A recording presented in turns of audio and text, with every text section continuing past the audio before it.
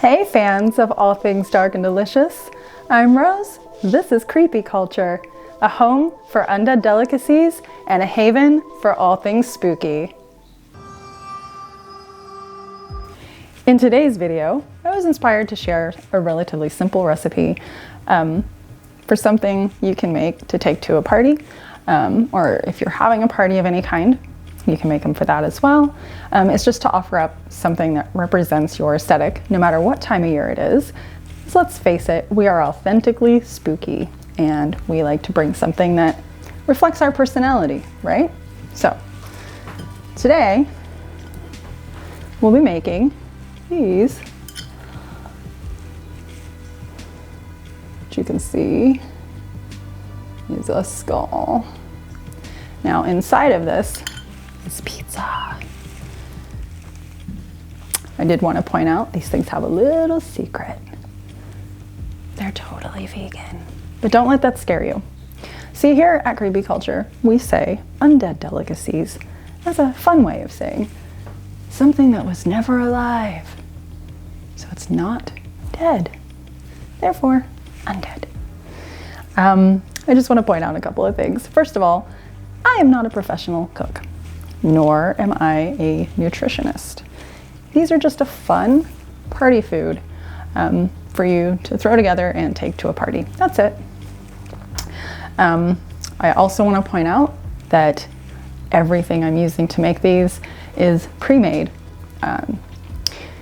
These things are readily available to me because I live in a metropolis area that is extremely vegan friendly, though I do think many of these items are available in national grocery chains, or you could find alternate versions.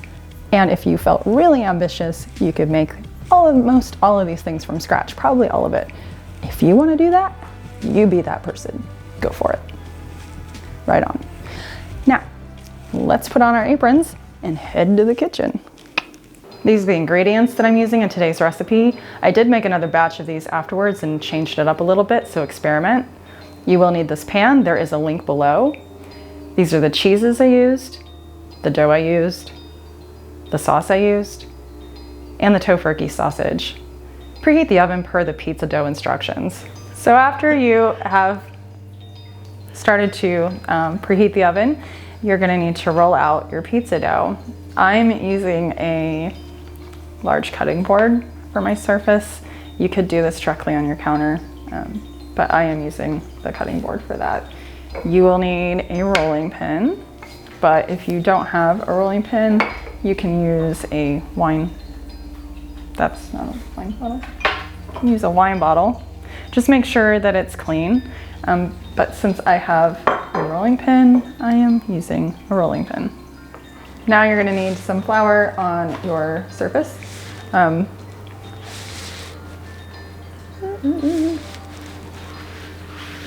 Just a little, just so it doesn't stick. Now we give birth to the dough baby. Just like that. And now you need to roll this. You just kind of want to get it not too thick, not too thin. Remember, you're going to be filling in 6 pockets with this, and they need to be able to roll over to seal on the back of each one. So you don't want your skull exploding before you eat it. This is probably good. It's a pretty good consistency, pretty good shape. Since you know that you're going to have each section cut to fold over to seal each one. And this will not fill all 6. I do have 2 pizza doughs here.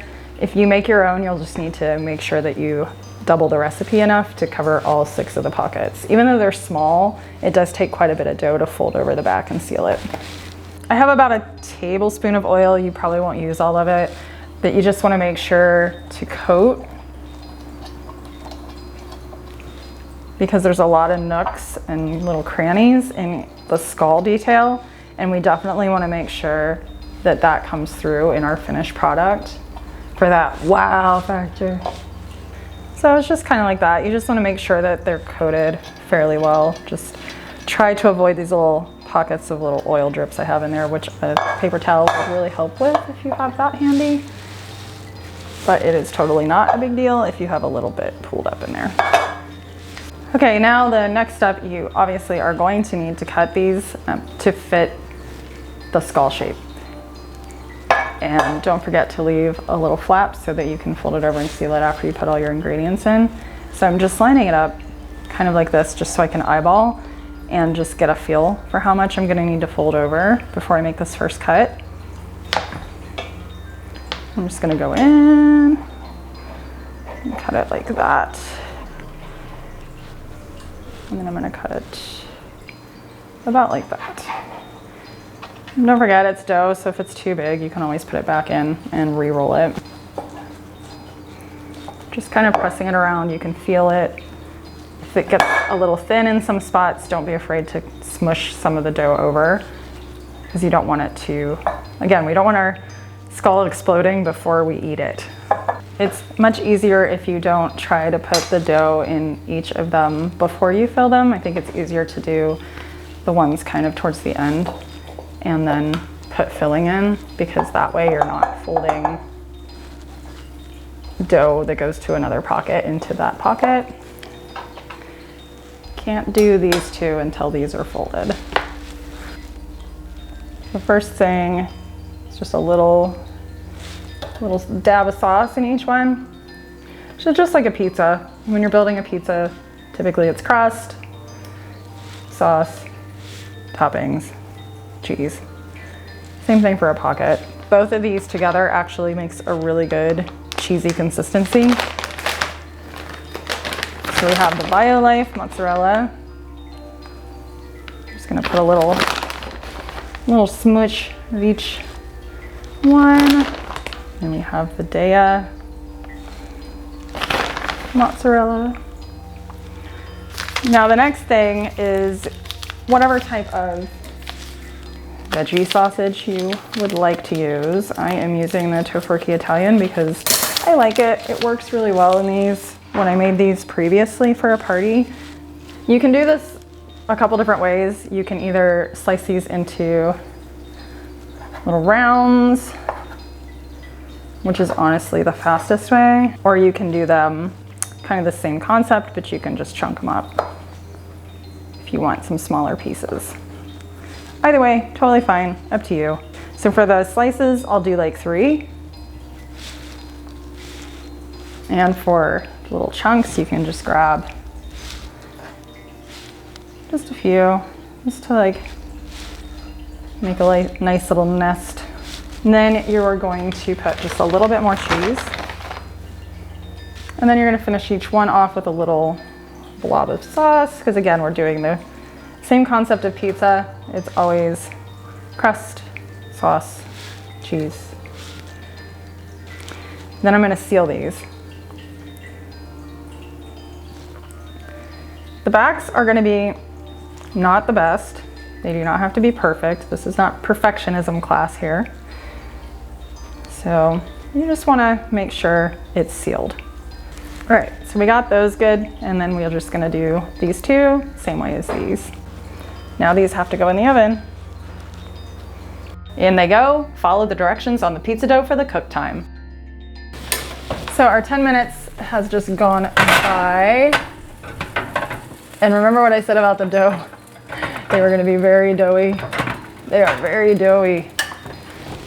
So what we wanna do is just see if the front is golden. That looks pretty good, guys.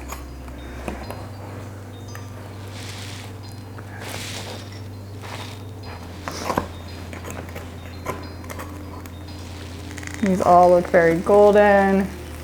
The crust looks done. These may be ready to go, because we don't want them to burn, and they all have that nice golden tone to them. So I think we are good. Are you guys ready? Hello. This party sure is fun. Ooh, I'm gonna eat my skull.